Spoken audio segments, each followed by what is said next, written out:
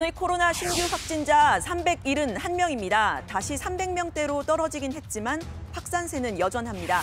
서울, 경기, 인천, 수도권에 79%가 몰려 있습니다. 오늘로 수도권 지역 누적 확진자는 7,200명입니다. 대구보다 더 많아졌습니다. 위중증 환자는 58명이고 사망자도 3명 늘었습니다.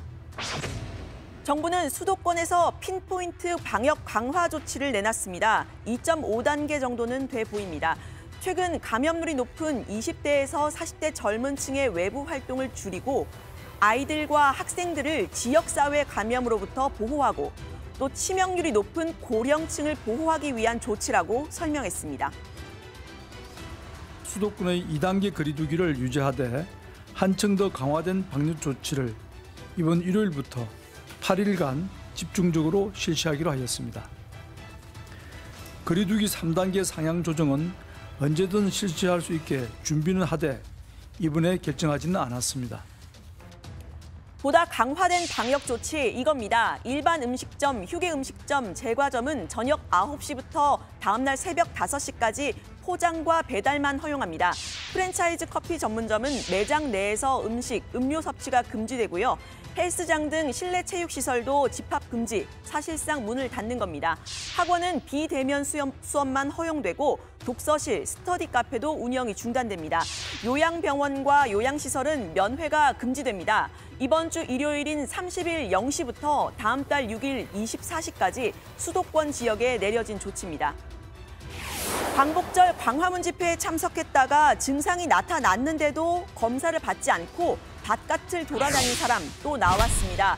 경남 창원의 50대 여성입니다. 대학생 아들, 고등학생 딸까지 확진자가 됐는데 이 딸은 증상이 나타나기 전까지 학교를 갔습니다. 현재 이 학교는 문을 닫았습니다.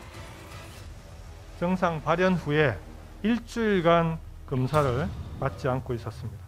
행정적, 법적 조치와 함께 향후 추가 확진자 발생 등에 대한 방역 비용 등을 구상권 청구할 것을 창원시와 함께 검토하겠습니다.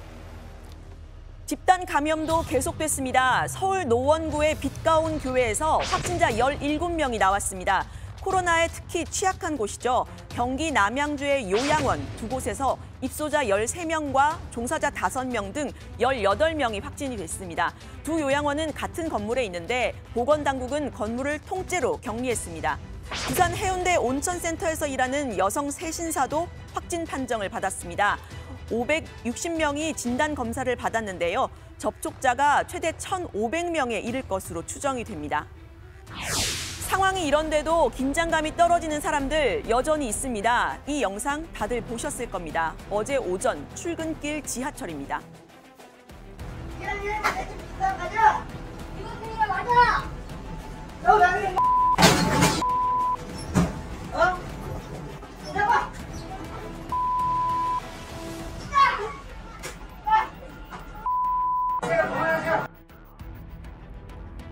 마스크를 써달라고 한 승객을 때린 건데 말리는 사람까지 폭행을 합니다. 문제의 승객은 현행범으로 체포가 됐는데요. 오늘 아침 영장 실질 심사를 위해 법원에 출석을 했습니다.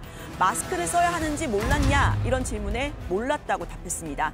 자신을 위해서도 우리를 위해서도 마스크 꼭 써야 합니다. 한 코로나19 확진자인 유튜버는 마스크의 효과를 강조하기도 했습니다. 자가격리 중에 마스크를 썼기 때문에 가족들은 코로나에 걸리지 않았다는 겁니다.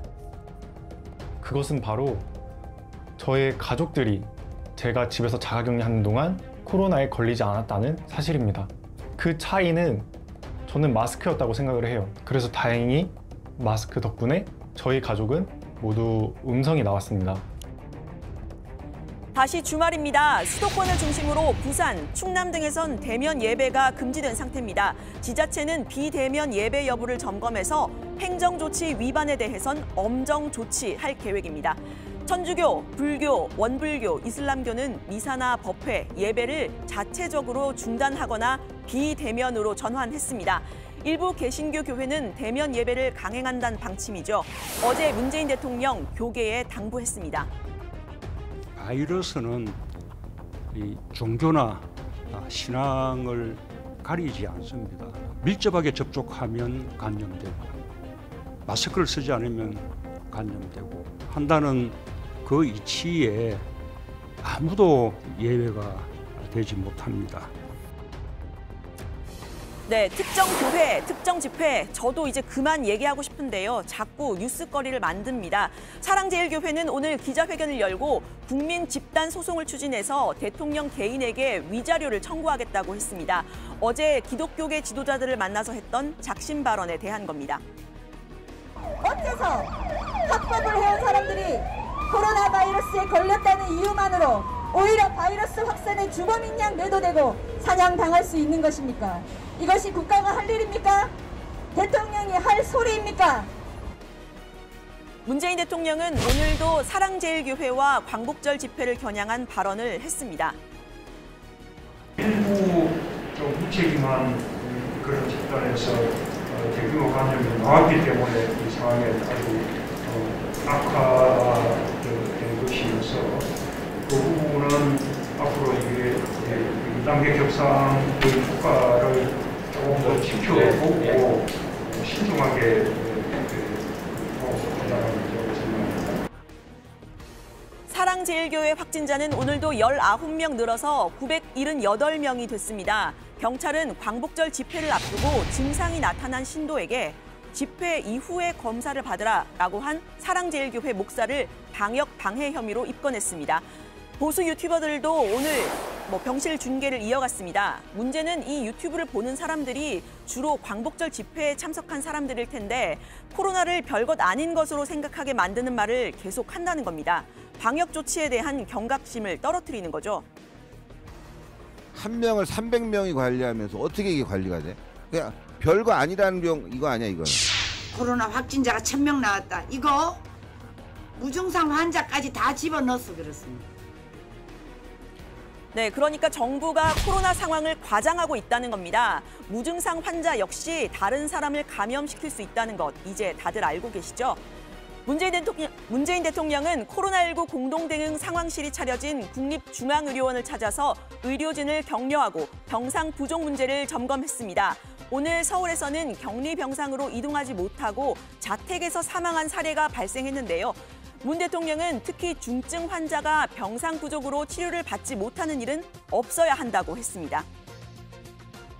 중증 환자들은 그런 기준에 해당되는 경우에는 최우선적으로 중증 환자 병상으로 이송되고 그렇게 해서 제대로 이렇게 치료받을 기회를 갖지 못한 채 이렇게 돌아가신 일이